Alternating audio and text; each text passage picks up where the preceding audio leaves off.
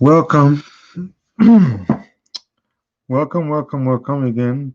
Today is Wednesday, September 23rd, September 23rd, 2020, and I think we are about 5 videos to the end. So possibly by next week I'll be done with well, not the book, but I'll be making my 30th video on this book, and then we're gonna look at a different book. Today's topic, uh, it's called parental responsibility. And so, to all the mothers and fathers, or don't you know, to all the fathers and mothers, let me say that properly, to all the fathers and mothers out there, you have a responsibility. And if you decide to have children, then that actually means you do want to face those challenges and the responsibilities that falls upon you as a human being. What are those? What is that responsibility? We're gonna find out as we get into it today. And so today is Wednesday, September 23rd, 2020. Let's get right into it. God has permitted the light of health reform to shine upon us in these last days, that by walking in the light we may escape many of the dangers to which we shall be exposed. Actually, funny thing is, science is catching up with the health reform that the Bible gave in Leviticus. Now science is realizing why we shouldn't be eating pork. Interestingly, if you read the Bible, you would have known that already, but people don't do that because they like what they like. But the good thing is, now we are getting better at health because we are finding why certain things are not good to digest. Satan Satan is working with great power to lead men to indulge appetite, gratify inclination, and spend their days in heedless folly. Of course, people like to eat a lot. Here's what appetite basically is. Let's say your breakfast is at, okay, let's say for example me, I work from at 6 in the morning and I finish at 2:30. I eat my breakfast around 5:35 to 5:40 ish, 5:45 or 5:48 sometimes. It takes my stomach about, anybody's stomach, it takes about 5 hours to 6 hours to digest the food, complete completely to completely to completely digest the food. So my first break is at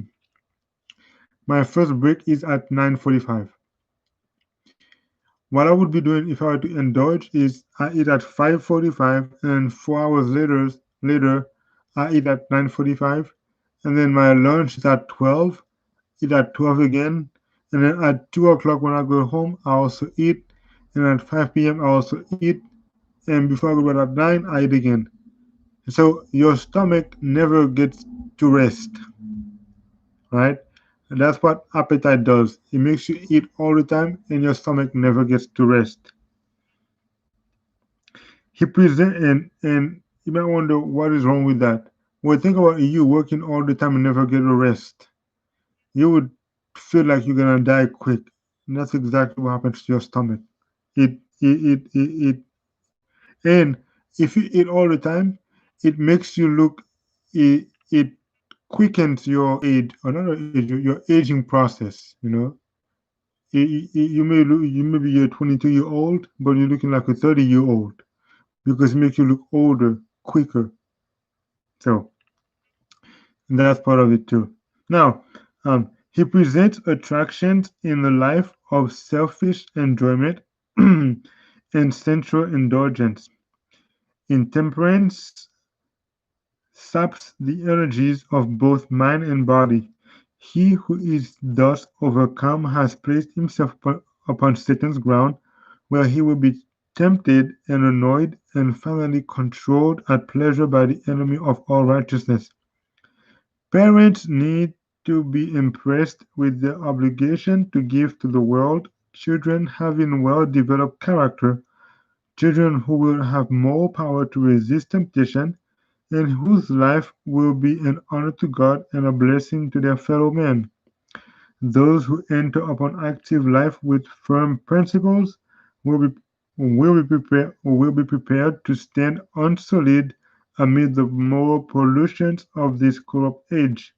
Let mothers improve every opportunity to educate their children for usefulness.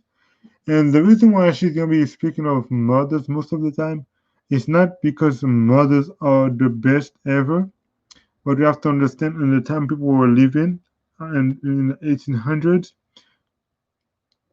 I'm not saying mothers are the worst. That's not the point. But the reason why she's gonna be talking about mothers educating their children is because at the time, what God had made mothers to be, mothers were doing just that. At least back then. Well, now it's a totally different period.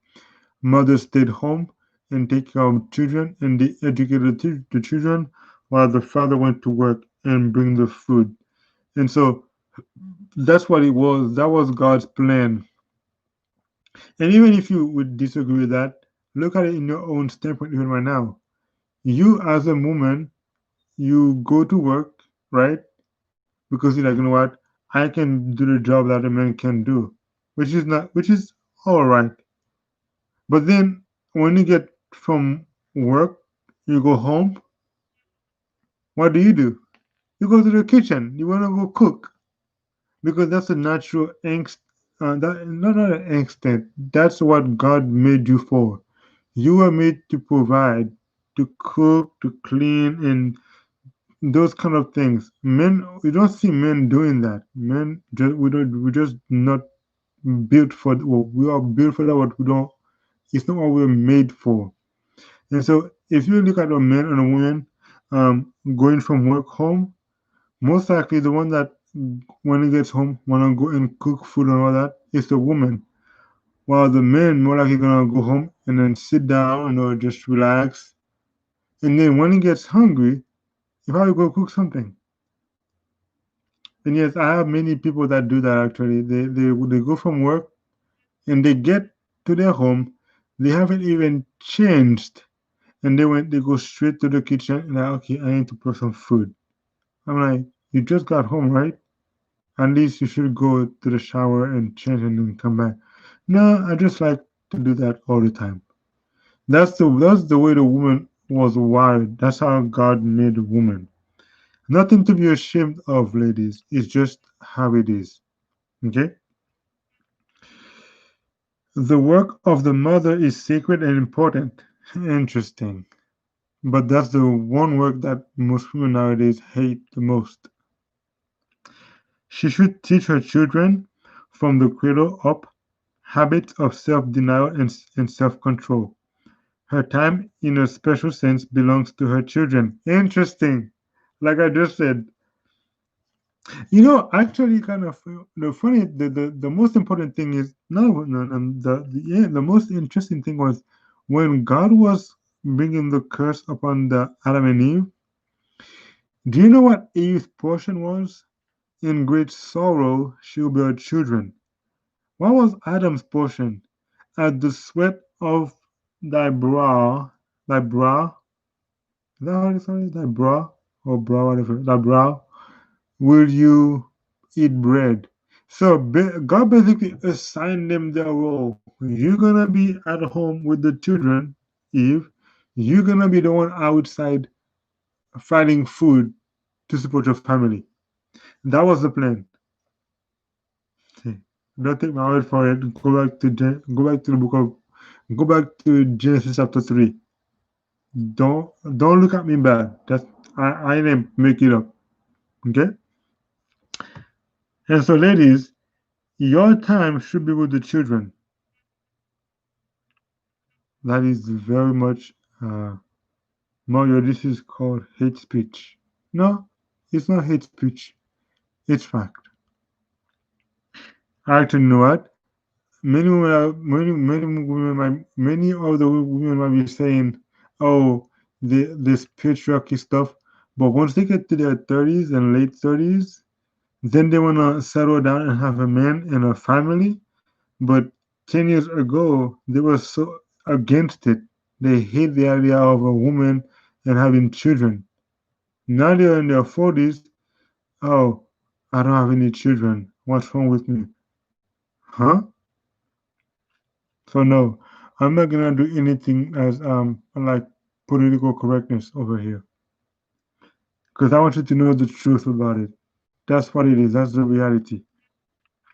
Let's move on. But if it is mostly occupied with the follies of this degenerate age, if society, dress, and amusements absorb her attention, her children will fail to be suitably educated. And today, look at our children. What's going on? What's going on nowadays? Most of the mothers, they don't have time for their children. What do they do? They'd rather make time for other things than their children. And of course, here's the worst thing mothers and fathers could do to their children at a very young age. Introduce them to a screen, either cell phone, tablet, laptop, TV, anything you want, anything you can think of, because the moment they are captured by the screen or captivated by the screen, guess what? You may be speaking to them, they will not hear a thing. And if you take it from them, they're gonna hate you for life, in a sense. Not little, but you get the idea. So educate your children. Don't let the TV, the phone, the tablet, all these things um, educate your children for you, parents. Many mothers who deplore the intemperance that exists everywhere do not look deep enough to see the cause. Huh. They always blame other people. They don't look at themselves first. Let's see. Too often, it may be traced to the home table. Interesting. What do you put on the table, parents? What kind of food do you put on the table that cause children to be intemperate? And it's not like she's talking bad on women, but remember, when women were at home, most of the in the 1800s, that was a woman's primary job: the food, the household, the children, while the father went to work. Here, too, many a mother, even among those who profess to be Christians, is daily setting before a household rich and highly seasoned food, which tempts the appetite and encourages overeating. And so it's not that you're cooking good food, it's just that the food you're cooking is not good. When you think you're cooking good food, the food actually is not good. Have you ever thought of when you look at the dream American meal, and I kind of find like not a dream at all. It's what? It's mac and cheese with what? Uh, green beans with what? I don't know what else. What is chips maybe? And and none of these things makes you fills you up. What it does is it fills you up for a moment, and then an hour or 2 hours later, you're already hungry because you want to eat more because there's no substance in it. That there's no substance in it. You can spend 4 or 5 hours without wanting to eat again. Okay. In some families, flesh meats constitute the principal article of diet, and in consequence, the blood is filled with cancerous and scrofulous humors. Then, when suffering and disease follow, Providence, which is God, is charged with that which is the result of a wrong course. I repeat, intemperance begins at the table, and with the majority, appetite is indulged until indulgence becomes second nature. So when people eat all those food that are not good, now I'm not saying eating meat is wrong, but you have to understand the meat that people actually eat is unclean. Horse, rabbit, uh, crab, lobster, shrimp, pork, what else? Snake, bats, what else? Dogs, cats. What else do they eat? All those nasty things. And plus, not only that, when some people actually eat clean meat, they eat it medium rare, which has blood. And God said not to eat blood. So, of course, when you start to get cancer, diabetes, what happened? They blame God for it. They don't look at what they are doing to their bodies, but they blame like as if God is the one that is punishing them for it. I'm like, no, look at what you're eating. It's like somebody who says she has type 2 diabetes, but then you see her digging into mac and cheese.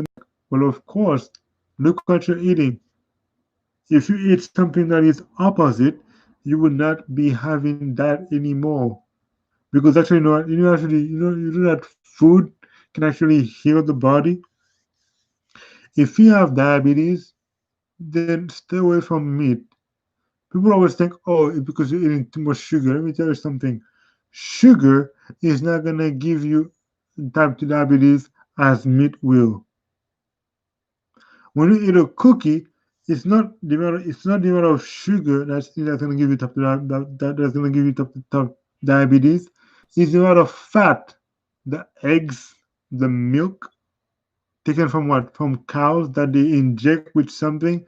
That's what's gonna give you the diabetes, not the sugar per se. Because you can also eat an apple and not get diabetes because it also has sugar, right?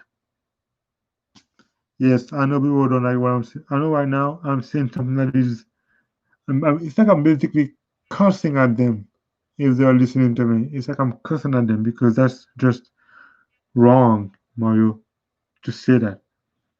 But hey, somebody has to tell the truth, and I'll be glad to do it. Whoever eats too much or of food which is not healthful is weakening his power to resist the clamors of other appetites and passions. Many parents, to avoid the task of patiently educating their children to habits of self denial, indulge them in eating and drinking whenever they please. Guess what, parents? When your child starts crying, do not bring food to calm him or her down. That's a that's a recipe for failure. You are teaching them that every time they cry, they're gonna get something so they can stop crying. That is the wrong thing to do. And I've seen parents do that actually. And actually, I had a friend. She has a son. She has two sons. And when one of them would be acting up, she'll be like trying to go in and cuddle with him. And I'm like, no, don't do that. Let him cry. He's not gonna let him cry. And when she's not there, and I'm here, and he's acting up, and I make sure he gets it right, and he's crying. When the mom comes down just to sit down, he tries to go to the mom. So I'm like, nope, you're not gonna go there. You're gonna go over here. You're gonna sit over there until you stop. Because when you bother them like that, they're gonna realize, oh, you know what? I'm gonna get away with it. I got away with it now, so I'm gonna do it again to get away with it again. And many mothers and most likely mothers, they always do that. They try to butter up their children. Stop that because you're gonna indulge them into some bad habits. Stop that. Let's move on.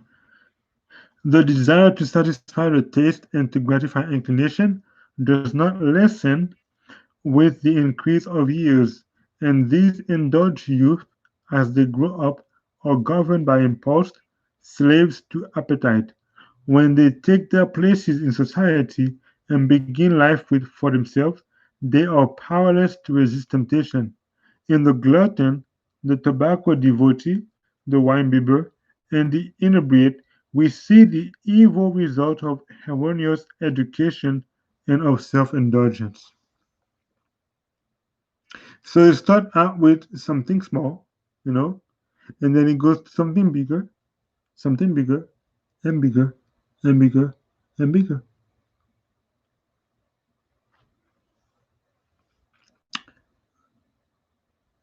So when you don't do your best to go against those bad habits, those tendencies, they will grow into and they will and those tendencies will become habits, which will be your character. And then you're gonna have that mentality of I was born that way. That's not true. You weren't born the way you are. You were born with certain tendencies. Those tendencies that were bad, you never fought against them. You indulged in them until they become bigger than you, and then now you cannot control them. They are controlling you. Same goes for drunkards, for smokers, for wine bibbers, for tobacco chewers, for marijuana people, for the alphabet people as well, meaning the LGBTQIAP, whatever they call them. It goes for anything like that. You have tendencies you never that are bad. You never suppress them from the beginning. You just let it go and indulge in them. When you get older, guess what? You can now. I'm not saying you cannot ever turn from them, but it's gonna be much harder when you're older than when you're younger. If you look at like a small tree, like a tree, a small a plant, when the plant is growing, you can bend it, and if you bend it to a certain way, and you never bend it back to its right form, it's gonna grow, and once it's grown up, you will never be able to bend it back. So all those bad habits or bad characters that we see in the world right now is because at the young age they were never shaped to the right place they should have been. And so those babies, the young people, they grow up with some bad habits like this, and the parents never tried to make it straight. And so because they grew up like that and they grew like that, now it's nearly impossible to change it to make it right. That's what happens.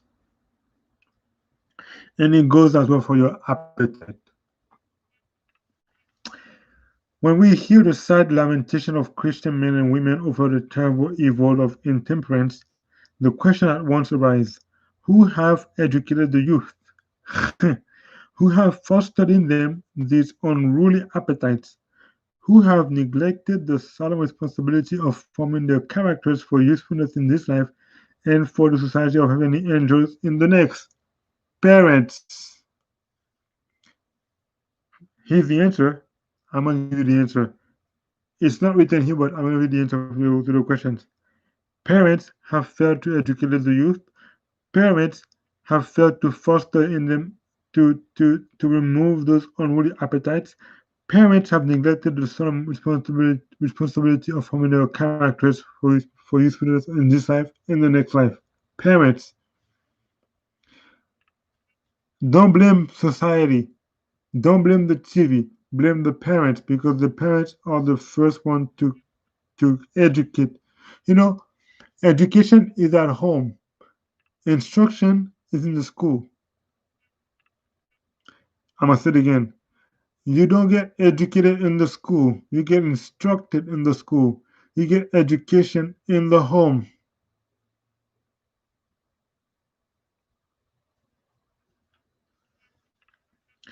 When parents and children meet at the final reckoning, what a scene will be presented. I mean, when God comes the second time, oh yeah, when God comes the third time or second time, and to ask for the people that he had left us to take care of. Thousands of children who have been slaves to appetite and debasing vice, whose lives are moral wrecks, will stand face to face with the parents who made them what they are. So, parents, when your children grow up and they hate the church, they hate society, they hate God, they indulge in all filthiness, you are responsible for that because you were supposed to shape them into good and useful life. Yeah. Who but the parents must bear this fearful responsibility? Did the Lord make these youth corrupt? Oh no. Who then has done this fearful work? Were not the sins of the parents transmitted to the children in perverted appetites and passion? And was not the work Was not the work completed by those who neglected to train them according to the pattern which God has given? Just as surely as they exist, all these parents will pass and will be for God. So yes, here's the good news and the bad news. Parents that worship the Lord, that live according to the Lord, they also have good tendencies and bad. They have good characters and bad, or they have good characters, but they also have bad tendencies. And both of these gets transmitted get transmitted to the children being born, the father and the mothers, you know. And what happens next is the good one is already there, the bad one is already there. But there's a problem. You want your children to exercise the good one most than the bad one, because here what it is. It boils down to two things. You have basically two dogs inside of you. One is a good dog, one is a bad dog. Whichever one you exercise the most will win the battle.